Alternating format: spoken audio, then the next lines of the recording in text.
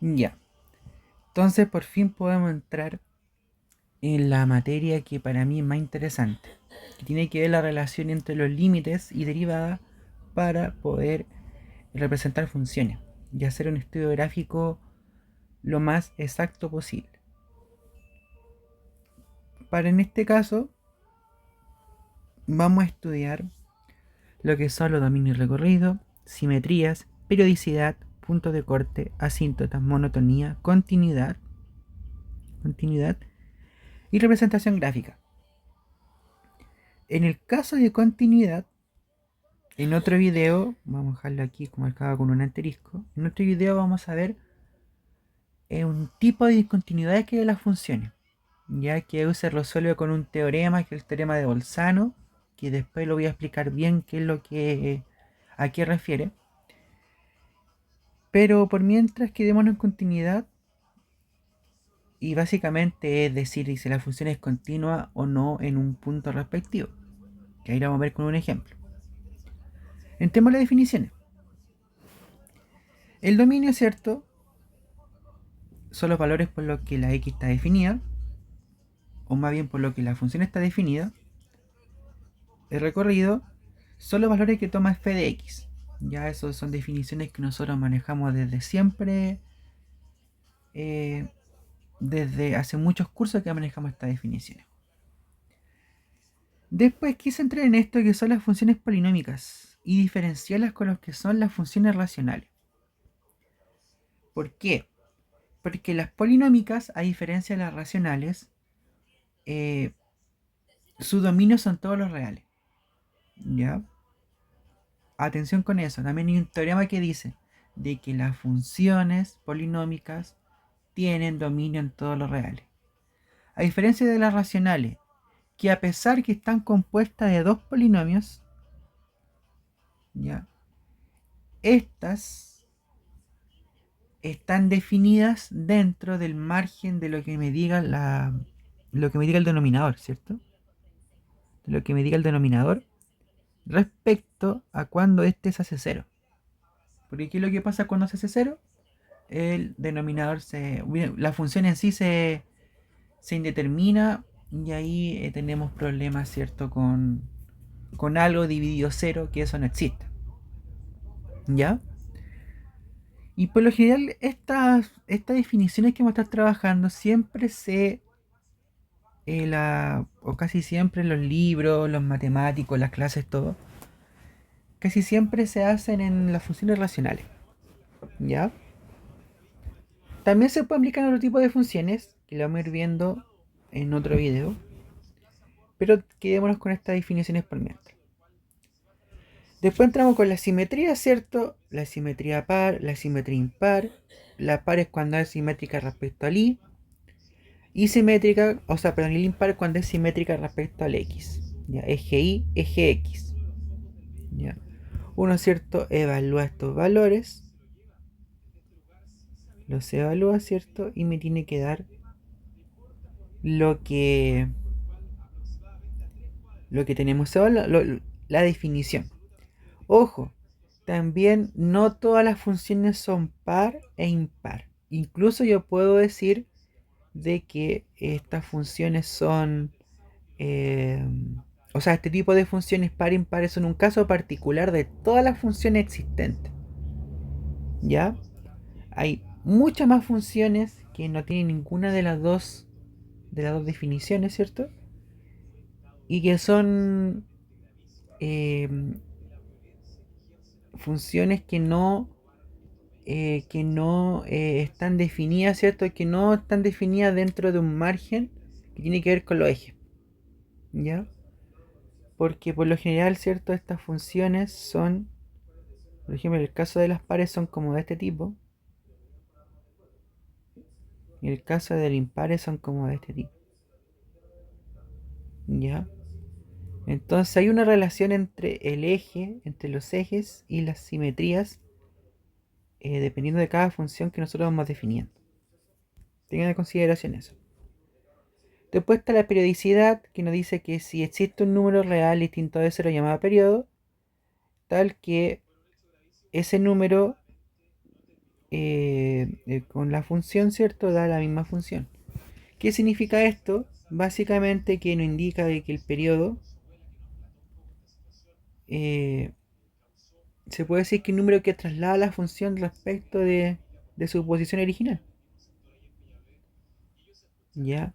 Pero en sí no es un número que te cambie la función. ¿Ya? Por ejemplo, yo no puedo decir de que... Porque la periodicidad sobre todo se aplica en lo que son las funciones trigonométricas.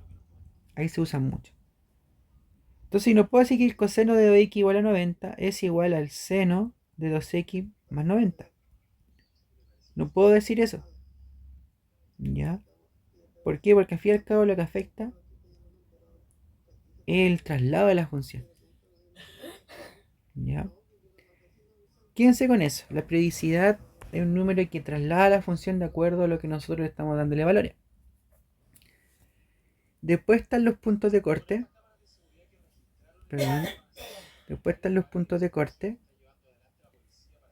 Que hay dos tipos, ¿cierto? Que con el eje X, que es cuando la función, la ecuación, o sea, cuando la función la transformamos en una ecuación, igualándola a cero.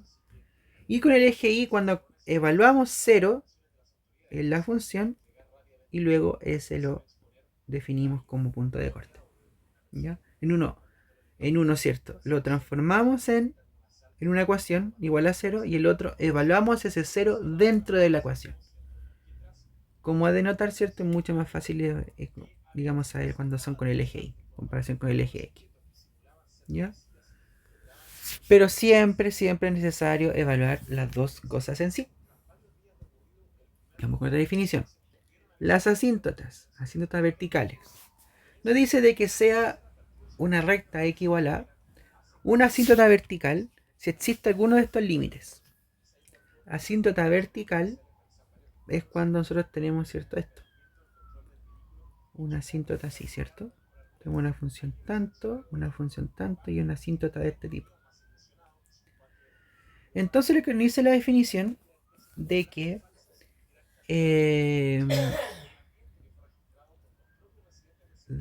si evaluamos por la izquierda tiene que dar un valor que sea más o menos infinito.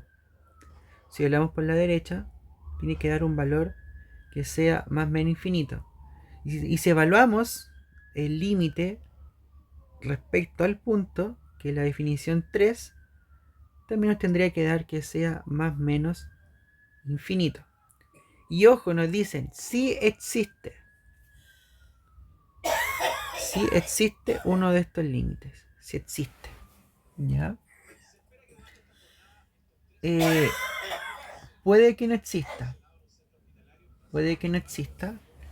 Pero por eso vamos a ir evaluando de acorde a lo que nosotros nos estén dando.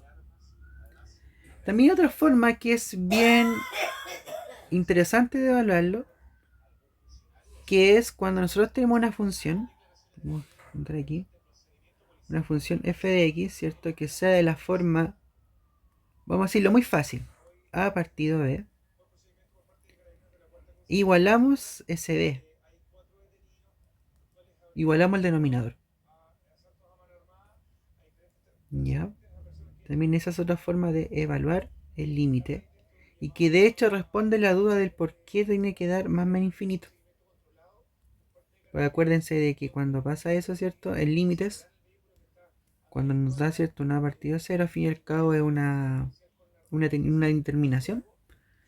Y ahí hay que ir evaluando, ¿cierto? De acuerdo a lo que nosotros hemos ido trabajando a través del trabajo de límite. ¿Ya?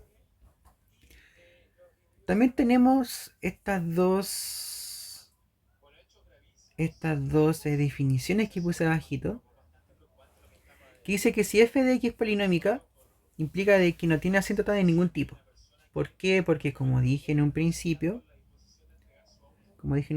aquí, el dominio y son todos los reales. Por tanto, no hay puntos discontinuos dentro de la gráfica.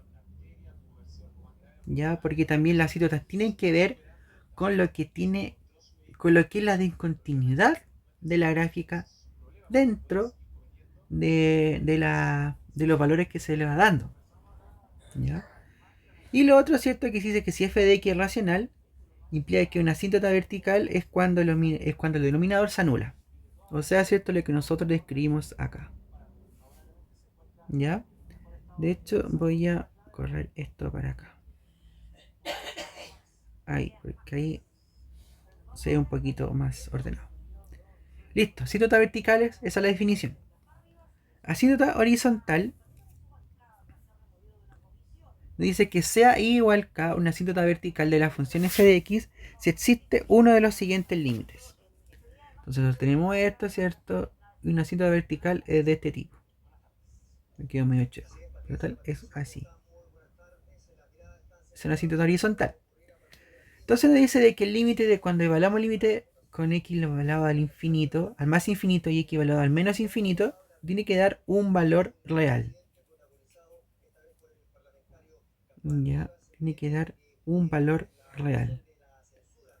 Tengamos consideración eso. Ya. Después nos dice, ¿cierto?, que una función puede tener como máximo dos asíntotas horizontales, aunque frecuentemente la misma recta asíntota, por la izquierda y por la derecha. La gráfica puede cortar la asíntota horizontal. ¿Por qué la corta? Porque básicamente el valor de la asíntota horizontal no provoca lo que podamos decir como una suerte de daño en la función. A diferencia de las verticales, que eso es cuando se indefine la función, determina, perdón, la función, y ahí estamos entrando en otro caso. Aquí puede tocar la función una o más veces, dependiendo, ¿cierto?, del estudio que le estemos dando, porque al fin y al cabo una asíntota horizontal y en sí lo que son las asíntotas estudian los casos extremos de las funciones. Extremos de las funciones. ¿Ya? Y por último tenemos las asíntotas oblicuas, que se estudian solo si no hay asíntota horizontal. O sea, ¿qué quiere decir esto? De que son mutuamente excluyentes. Si hay horizontal, no hay oblicua, y si hay oblicua, no hay horizontal. Y lo estudiamos de esta forma, ¿cierto? Estudiamos con un límite al infinito de la función dividido un x. Y tenemos pues esta función, dice que es el límite, ¿cierto? De la y de lo que nos dice. De cuando el x tiende a más o menos infinito, de f de x partido de x nos da un valor m, con m distinto de 0. Estudiamos el límite, ¿cierto?, de la función menos lo que nos da el límite por x. Y lo evaluamos al infinito. ¿Ya? Eso es lo que quiere decir esta expresión. ¿Ya? Si el límite de cuando el x tiende a más o menos infinito de f de x partido de x es igual a un m distinto de 0 y el límite de cuando la x tiende a más menos infinito de f de x menos m de x, menos m por x, ya, esta m nos da un b. Entonces después nosotros armamos la asíntota oblicua de acuerdo a esta expresión, ¿ya? La evaluamos. Entonces, ¿qué es lo que quiere decir esto? De que primero necesariamente hay que sacar este para después obtener este límite. Entonces, ahí después nosotros tenemos lo que es la recta que nos da la asíntota oblicua. Y lo oblicuo, ¿cierto?, es cuando es diagonal. Es así, voy a ir así. Y bueno, creo que son los dos casos. Ahí también puede ir así, por supuesto. Eso es cuando b igual 0, por ejemplo. Ya, pero ahí uno va... O sea, no necesariamente cuando b igual 0. Pero ahí uno va evaluando de acuerdo a lo que nos van dando la situación. ¿Ya? Y también en el caso de las asíntotas oblicuas, al igual que las horizontales, puede cortar la gráfica. La monotonía estudia el crecimiento y decrecimiento de las funciones y usamos la primera derivada Esto es lo importante. La primera derivada la igualamos a cero. La igualamos a cero para obtener los posibles casos extremos. Y después evaluamos con tabla de signos. Ya, la tabla de signos, ¿cierto? Es cuando, ¿cierto? Yo tengo aquí una tablita, alguna tablita.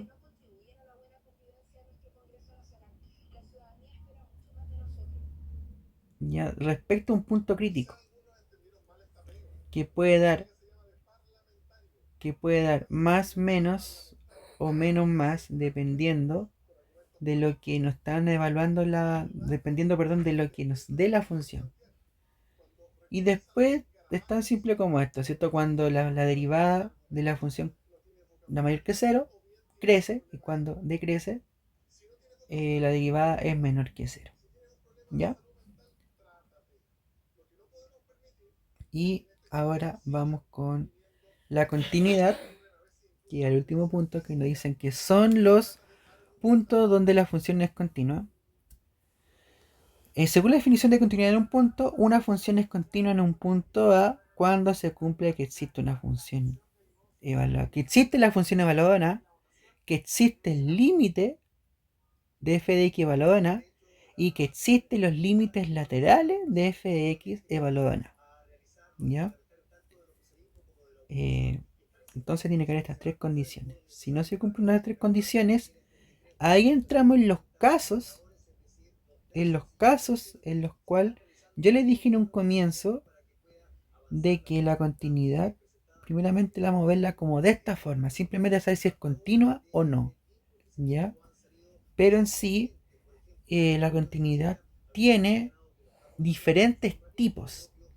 Y uno entra con el teorema de Bolzano y de Weierstrass, que uno ahí va evaluando qué tipo de continuidades. Y uno puede ir reparando esa continuidad o, o no reparándola de acuerdo a lo que nos dé. Y todo depende aquí del límite. Ahí después vamos a ver otro ejercicio.